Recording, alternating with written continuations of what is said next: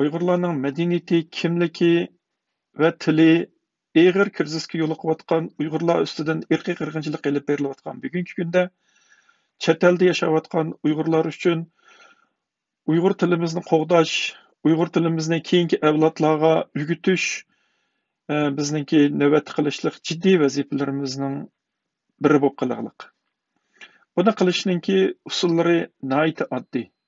Masalan, biz chet elda yashayotgan Uyg'urlar kundalik oiladagi uchur aloqada Uyg'urcha so'zlashish, Uyg'urcha aloqalashish, bo'sh vaqtlarimizda Uyg'urlar haqidagi dangliq shaxslar, tarixiy voqealar haqida suhbat etib berish, oqshomisi bolalarni uxlatgan vaqtida ularga Uyg'urcha cho'chaklarni so'zlab berish orqali mushu oddiy bir usullar orqali o'zimizning Uyg'ur ona tilimizni keyingi avlodlarga yetkazishda xizmat qila olamiz.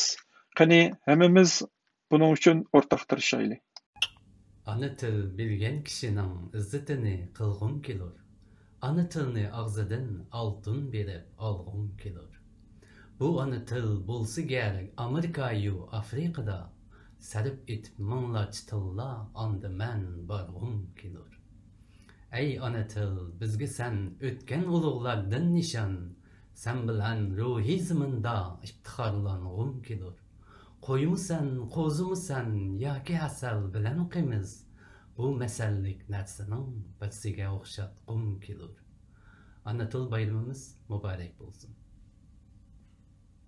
Analar ballar tug'ilgan vaqtida ularni hasal bilan eg'izlantirib, farzandlarining baldek, tatliq, go'zal iboralarni qo'llanishini tilagan bo'lsa, ana til o'qituvchilarimi analarning orzulariga yarasha bolalarning qo'ldan tutib turib, anadagi A, vatandagi V deb harflarni o'gitib, kichigidilla bolalarga ko'ngliga vatan söygüsünü selip, ularning Uyg'ur ruhi bilan qurollanishig'a cho'ng jafoliq xizmatlarni ko'rsatib kelyotdi.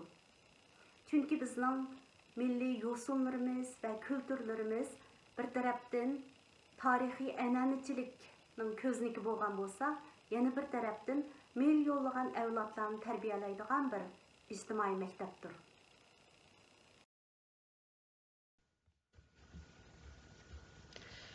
Öldü dep bilinglar, elimden kessem, cehalet basıdı, bilimden kessem.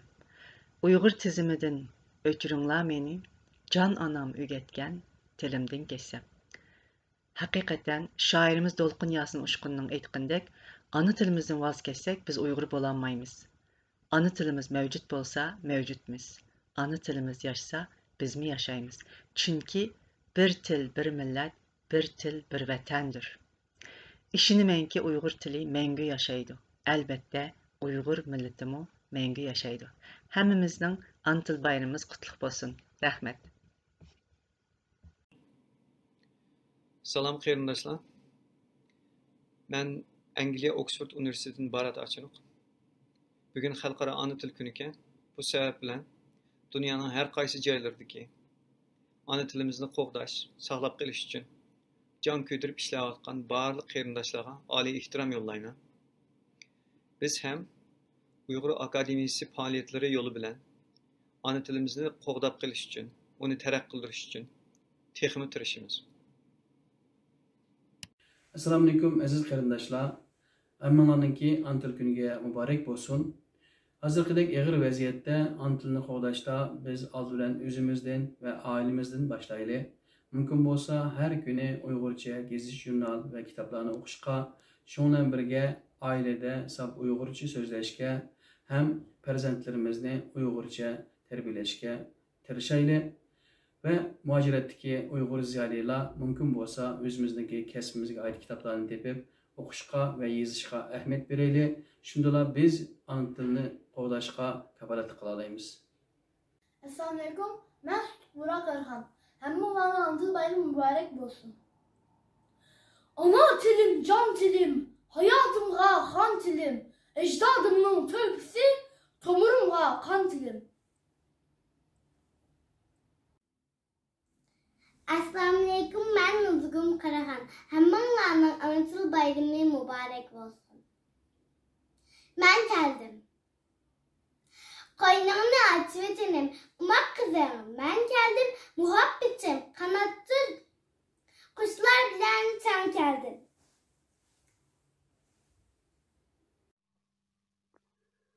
Assalomu alaykum hurmatli vatandoshlar.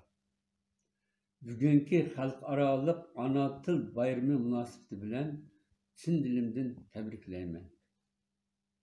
Bugungi kunda Uyg'ur xalqi uchun, bo'libmi chet davlatlarda yashayotgan Uyg'urlar uchun ona til hammadan muhim. Bizning Qirg'izistonda bugungi kunda birmi Uyg'ur maktabi yo'q. Şoňaşqa bizningki Çoy vilayeti yaşaydigan Uyg'ur farzandlarimiz Rus maktabda, Oş, Jallobat vilayetleri yaşaydigan Uyg'ur farzandlari Özbek maktabda, Issiqko'l ve Narin vilayetleri yaşaydigan Uyg'ur farzandlarimiz Qirg'iz maktablarda o'qiydi. Yoshlarimiz Uyg'ur tilini yaxshi bilmaydi. Shuning uchun biz Kırgızistan Uyg'ur İttifaq Cemiyeti Uyg'ur sinflarini içip Uyg'ur ana tilini o'rgatishni harakat qilyapti. Hammamizga ma'lum, Qirg'izistonda dastlabki Sovet hukumati qurilgan vaqtida, ya'ni 20-asrning 20-30 yillarida Qirg'izistonda Uyg'ur boshlang'ich maktablar bo'lgan ekan. 1937-1938 yılları Stalin'in taqiplash siyosati tufaylidan bu Uyg'ur maktableri yepilib ketgan. 20-asrning 80-yili ve 1989 yılı Qirg'iziston Uyg'ur İttifaq Cemiyeti qurilgandan keyin Şoy vilayetining Bishkek, To'qmaq, Qarabalta şehirlerinde, yani Uyg'urlar zich o'tiraqlashgan yezlarda, şu yezlardagi maktablarda Uyg'ur sinflarini içip ana til, Uyg'ur tilini o'qish boshlagan edi. Biroq 2010 yil kelganda ma'lum sabablar bilan bu sinflar yepilib ketdi. Bultur, yani 2021 yılı may ayida Qirg'iziston Uyg'ur İttifaq Cemiyetining uyushtirishi bilan İttifaq idorasida Uyg'ur tilini o'qitish kursi ochilgan. Bu kursiga 40 yaqin bolalarimiz kelib, 2 guruh bo'lib, bular bir oy o'qigandan keyin pandemiya sababidan bu kurs yepilib ketdi. Yaqinda biz ana shu kursini yana qaytadan ichib o'qishni davomlashtirmoqchi bo'lyapmiz. Bundan boshqa Qirg'iziston Uyg'ur İttifaq Cemiyetining raisi. Assalomu alaykum qarindoshlar. Ana til kuninizga muborak bo'lsin. Ana tilimizni qadrlaylik. Ana tilimiz bizga kuch-quvvat bag'ishlaydi. Ana tilimiz bizga aql, farosat ato qiladi. Vichir, vichir, vichir, vichir. Turg'un kelmaydi tinch. Yeyman qurut qo'ng'izni, tumushqun o'tkir qilich. Men Uyg'urcha ana tilimni bek yaxshi ko'raman. Rahmat.